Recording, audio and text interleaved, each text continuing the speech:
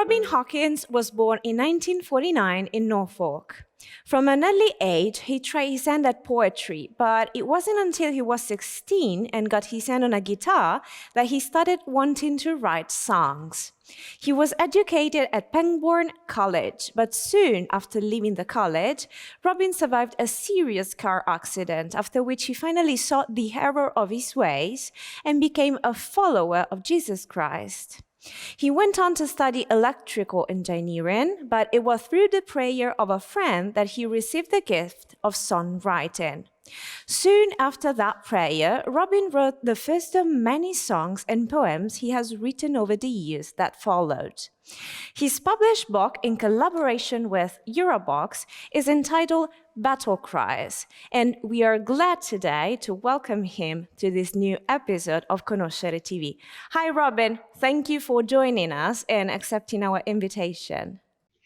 It's a pleasure. Let's talk about Battle-Cries. How's the book structure and what it is about, please? I think Battle-Cries was a gathering of many attempts to express things kind of going on in the local church. I love the church. I'm a pastor in it now, and it's been an immense privilege to have that role. But going back 40 years when I wrote most of these poems, I would hear something that somebody said, and that would strike a chord. And I think there's a poem there, there's a song there. Or then maybe I overheard a snippet of conversation, and that triggered something else. And it was usually things that were often going on in the local church and needn't have done. So, for example, this dear elderly lady complaining bitterly to the minister on the way out of the meeting about all these newfangled songs being used in the meeting will never quite know what she started when I wrote, "It's Our Church." And that simply takes lots of different types of people in the group. It could be the minister, it could be the deacons, it could be the people at their meeting, it could be the youth group, or the charismatics. And each claiming, this is our church.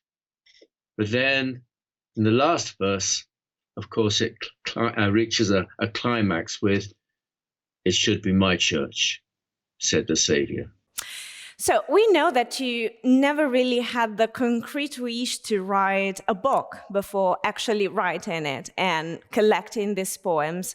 But now that the book is out, what is the feedback that you've been receiving, and how is this book useful and enriching for the readers?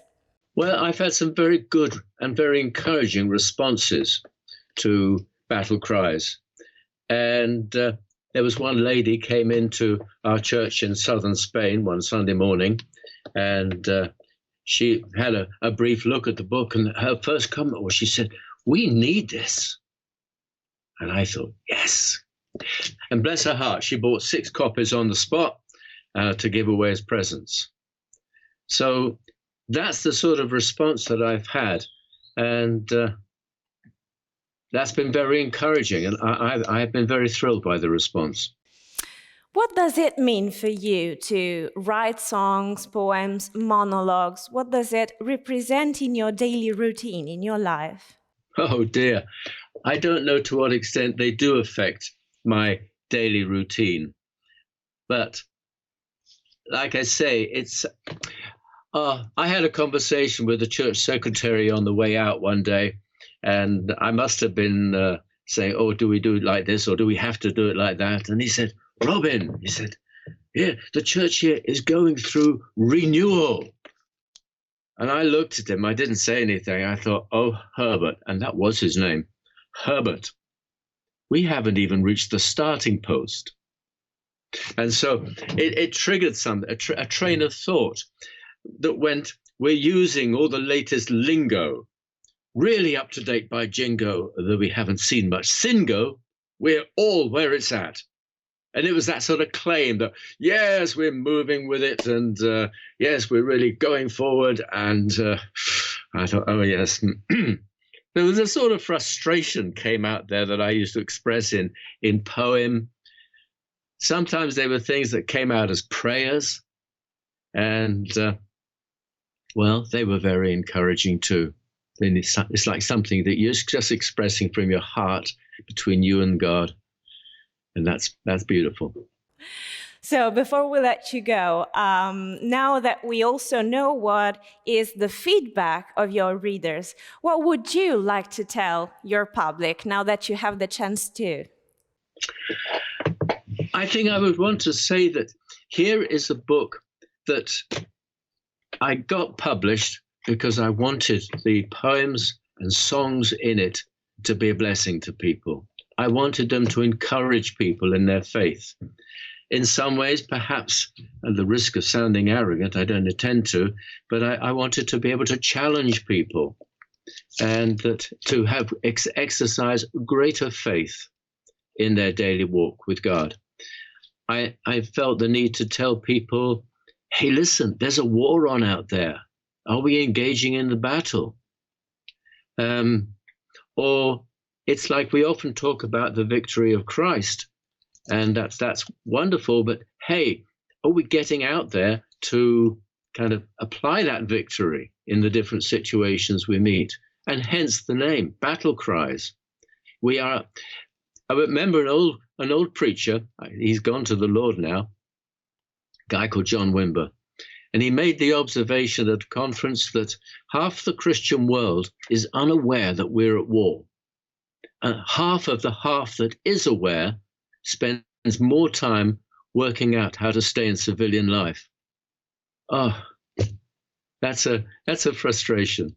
But it's expressed in the first poem in the book. Don't you know that there's a war on? So thank you, Robin. Thank you again very much for joining us, for your words, and we wish you best luck with your book.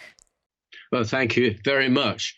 But I'd like to point out, if I may, that there is a feature in this book that may be unique. A lot of the poems or lyrics in there were recorded by my wife and I, Julie and I got a friend to build a website for me. And there is a web address at the bottom of the songs that have been recorded. And if somebody reads that and thinks, oh, I'd like to hear that song, then you can put that website address into your computer and go and listen to the song on the website. This broad collection of songs, humor, poems, prayers, and monologues entitled Battle-Cries and written by Robin Hawkins is now available in bookstores and digital platforms. It's a publication by Eurobox.